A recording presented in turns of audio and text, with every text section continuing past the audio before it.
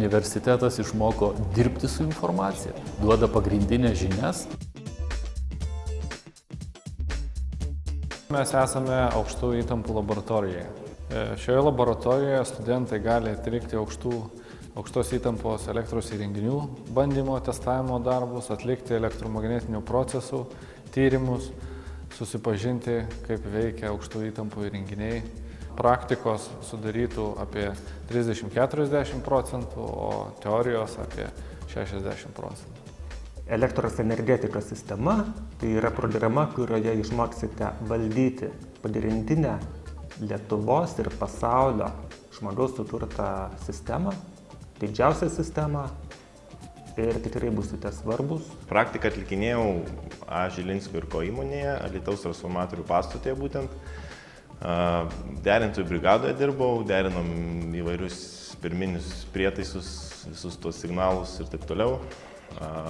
Na ir baigiantis praktikos sutarčiai paskambino iš įmonės ir pasiūlė darbą projektavime. Per savo baigiamąjį darbą turėjau rekonstruoti realiai veikiančią transformatorių pastatą. Man šiaip visai patinka braižyti, su tiek ranka, tiek kompiuteriu. Tenai reikėjo nemažai braižyti, ir pjūviai, ir tos principinės schemos, ir įžeminimo kontūrai, žodžiu, braižyti teko gan nemažai. Na ir šiaip, visi skaičiavimai, kaip ir viskas patiko. Mano baigiamo darbo tema buvo Alytaus transformatorių pastotės apsaugos nuo viršytampių rekonstrukcija. Studijavau realinės apsaugos ir automatikos srityje, o kadangi ta tema glaudžiai siejasi, tai taip ir sugalvojau.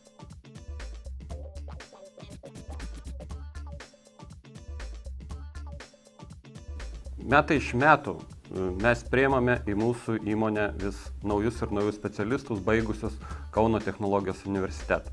Aš pats esu baigęs Kauno technologijos universiteto sistemų katedrą. Specialistai be abejo paklausus pas mus ir gauna darbą. Galės kilti karjeros laiptais ir siekti aukščiausių postų šioje įmonėje. Jaunų specialistų šitam objekte tikrai reikės. Matome, dar yra neužbaigtas mūsų pati elektrinė, tai yra padaryti 4 agregatai pilnai veikiantis, o projektas yra 8. Tai turėsim vis tiek pastatyti kažkada visus 8. Ateityje mes planuojame technologijų parką, visa šita teritorija skirta technologijų parkui, taigi visiems baigusiem jauniem studentam, jauniem specialistam tikrai čia darbo užteks.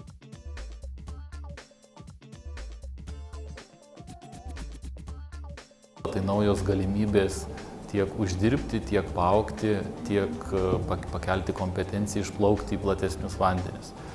Daugiausiai dirbo Kauno technologijos universiteto absolventų. Pats, kai buvau jaunas, rinkausi tą specialybę, kuri yra man pirmiausia įdomi. Ir energetika būtent tokia ir yra. Ir aš tikrai dabar galiu pasakyti, tai yra be galo įdomu. Sėkmės faktorius yra logika. Ir jeigu jie logiškai ir pragmatiškai mąsto ir numato kelis žingsnius į priekį, tai bus aukščiausios kvalifikacijos energetikai. Esu tuo tikras. Taigi, baigę elektros energetikos sistemų studijas, studentai nusimano ne tik apie atskirus elektros sistemos elementus, bet ir apie sistemą kaip visumą. Tokios žinios ypač naudingos ten, kur ši sistema ir valdoma. Ši studijų programa leidžia suprasti, kas yra kas elektros energetikos sistemoje, pradedant įvairiomis elektrinėmis, skirtingais energijos ištekliais, baigiant elektros perdavimu dideliais atstumais, jos skirstimu, sistemos balansą palaikymu. Moko analizuoti sudėtingas sistemas, suprasti jose vykstančius procesus bei juos valdyti. Šios programos absolventai yra atsakingi už tai, kad pas mus visada būtų šviesa.